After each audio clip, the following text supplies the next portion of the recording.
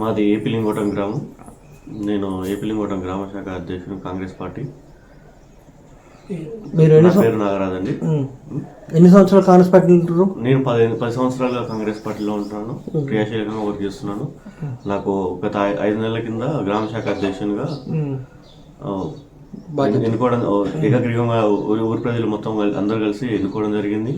మా సర్పంచ్ గారి ఆధ్వర్యంలో ఇప్పుడు 10 ఏళ్ళని ఇప్పుడు ఎమ్మెల్యే గారిని, మా అంతకుముందు చిరుమతి లింగయ్య గారిని మనం చాలా బాగా కష్టపడి గెలిపించుకోవడం జరిగింది.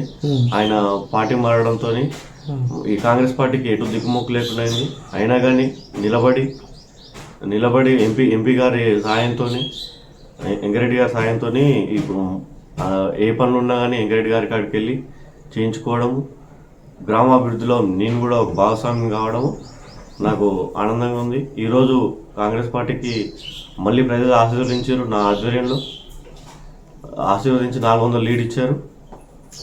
అందరికీ ధన్యవాదాలు తెలుపుతున్నాను. ప్లస్ దీంతోపాటు ఇప్పుడు వచ్చే ఎన్నికల్లో కూడా అలాగే లీడ్ ఇస్తారని కోరుకుంటున్నాను. కాంగ్రెస్ పార్టీ అధికారంలోకి వచ్చి నెల 10 రోజులు అయింది. దీని మీద ప్రజల్లో 2 గ్యారంటీ, మొత్తం 6 గ్యారంటీ హామీ పథకాలు పెట్టారు. వాటి మీద ప్రజల స్పందన ఏ విధంగా ఉంది? చాలా బాగుంది.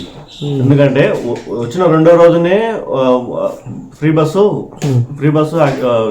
చేసిరు.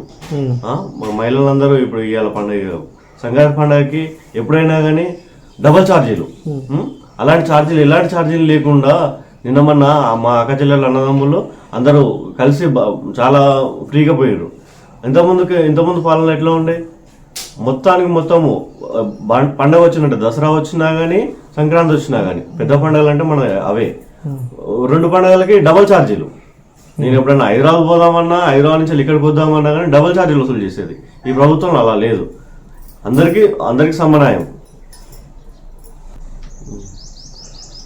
ఓన్లీ ఇప్పుడు ఆడవాళ్ళకి ఫ్రీ బస్సు వల్ల ఇంతకుముందుకు ఫ్యామిలీ ఎక్కడికైనా పోవాలనుకుంటే 500 రూపాయలు 600 రూపాయలు ఖర్చు అయ్యేది.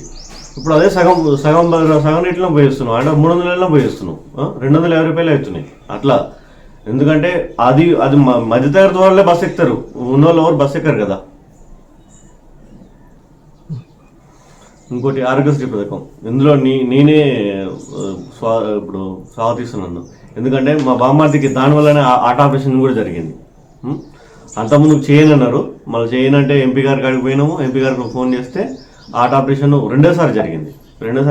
3 లక్షల నుంచి 10 లక్షల పెంపుడు వల్ల నేను ఇప్పుడు నా కుటుంబం లబ్ధి పొందింది, సొంతం మా బామ్మార్ది. అలాగే నాలాంటి వాళ్ళు చాలా పేదగా ఉన్న వాళ్ళు ఇప్పుడు ఆరోగ్య దృష్ట్యా చాలా ఇంపార్టెంట్. ఇప్పుడు విద్య, వైద్యం, ఉద్యోగం, ఈ 3 మీదనే కాంగ్రెస్ పార్టీ నినాదాలు జరుగుతున్నాయి. మన ప్రజాపాలన కార్యక్రమంలో ప్రజల స్పందన ఏ విధంగా ఉంది? మీ గ్రామం చాలా బాగుంది. గ్రామం మొత్తం వచ్చారు అందరూ. ఇప్పుడు ఎవరికైతే ఏ స్కీమ్లో అర్హత ఉన్నదో ఆ స్కీమ్లో దరఖాస్తు చేసుకోవడము, మాతో సానుకూలంగా ఇప్పుడు ఇవి చేయండి.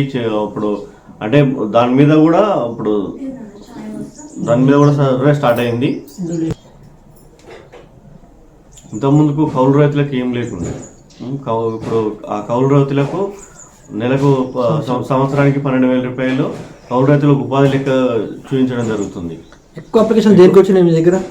ఎక్కువ అప్లికేషన్లు ఇప్పుడు ఇండ్లు లేని వాళ్ళకి ఇప్పుడు గృహాలు కావాలనేసి వచ్చినాయి. 10 ఏళ్ళకి గవర్నమెంట్ ఒక ఇల్లు కూడా కట్టేయలేకపోయింది కదా. అయితే అధికార పార్టీలోకి పోయిన మీ ఎమ్మెల్యే చిరుమతి లింగయ్య, గత ఎమ్మెల్యే చిరుమతి లింగయ్య మీ గ్రామంలో ఎన్ని డబ్బులు కట్టించిండు? ఏవి రాలేదు, ఎవరికి రాలేదు. దళిత బంధు ఏమైనా వచ్చినాయి మీ గ్రామానికి? దళిత బంధు కమిషన్లకే సరిపోయింది, ఎవరికి రాలేదు. బీసీ బంధు కూడా ఎవరికి రాలేదండి, ఏ ఒక్కరికి కూడా రాలేదు. బీసీ ఆత్మగౌరవం కోసం ఇప్పుడు యాదవుల గొర్రెల మేకలు పంపిణీ పెట్టిరు. మీ గ్రామానికి ఏమైనా యూనిట్లు వచ్చినాయా? యూనిట్లు అప్పుడెప్పుడో కొత్తలో 2-3 వచ్చినాయి. తర్వాత ఆశపడి మా యాదవ్ సోదరులు అంతా ఏం చేసిరు, అన్ని యూనిట్లకు 40,000 50,000 కట్టి కూర్చున్నారు. ఇవాళకి 5 ఏళ్ళు 6 ఏళ్ళకి వస్తుంది, 5 ఏళ్ళకి వస్తుంది. అవి వచ్చిన కొత్తలనే గవర్నమెంట్ వచ్చిన, ఇప్పుడు సెకండ్ సారి గవర్నమెంట్ వచ్చిన కొత్తలనే కట్టినారు. ఇంతవరకు ఆ మితి లేదు, అసలు లేదు, ఏం లేదు. ఇప్పుడు ఆ యాదవ్ సోదరులంతా తలకాయ పట్టుకొని కూర్చున్నారు. అప్పులు తెచ్చిపెట్టి అప్పుల పాలయ్యాడు. ప్రస్తుతం మీ గ్రామంలో ఏ ఎంపీ అభ్యర్థి అయితే మంచిగా ఉంటుంది అని చెప్పేసి ఆలోచిస్తున్నాను. అభ్యర్థి పేరు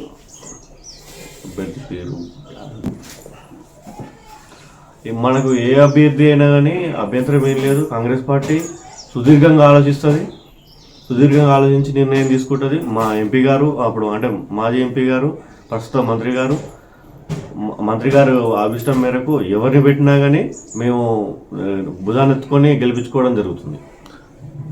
ప్రజెంట్ రాబోయే సర్పంచ్ ఎలక్షన్లు కానీ పార్లమెంట్ ఎలక్షన్లో మీరు మీ గ్రామానికి మీ గ్రామ ప్రజలకు చెప్పే సూచనలు ఏంటండి?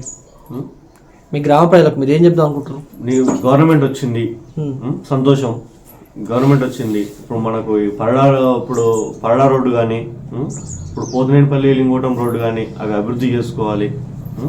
మన ఊర్లో ప్రతి ఒక్కరికి ఇల్లు లేని పేదలకి ఇప్పుడు గృహస్థలాలు లేని వాళ్ళకి గృహస్థలాలు, ఇల్లు జాగా ఉన్న వాళ్ళకి ఇప్పుడు కాంగ్రెస్ పార్టీ ఏదైతే ఇంప్లిమెంటేషన్ చేస్తుందో అర్హులైన ప్రతి ఒక్కరికి ఇల్లు చేకూరేలా అప్పుడు 6 గ్యారెంటీల్లో ప్రతి ఒక్క స్కీము అర్హులైన వారికి చేరే విధంగా చూసుకోవాలని కోరుకుంటున్నాను.